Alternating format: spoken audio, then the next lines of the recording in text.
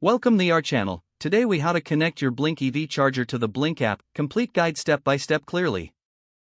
To connect your Blink EV charger to the Blink app, first, ensure your Blink charger is installed and has power. Download the Blink app from the App Store or Google Play Store. Once the app is installed, open it on your mobile device.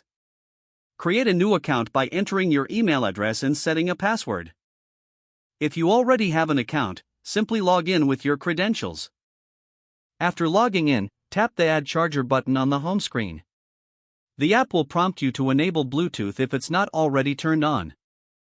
Follow the on-screen instructions to allow the app to access your location. Once Bluetooth is enabled, the app will search for nearby Blink chargers. Select your Blink charger from the list of devices found. You may be asked to enter the serial number located on your charger. This serial number helps the app identify your specific unit. After entering the serial number, tap Connect. The app will attempt to establish a connection with your charger. Once connected, you will receive a confirmation message in the app. Next, follow any additional prompts to complete the setup process. Now, customize your charging preferences within the app.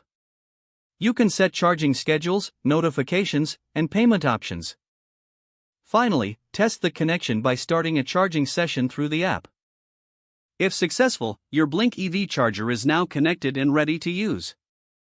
If the page does not load, refresh the browser or try again in a private or incognito window.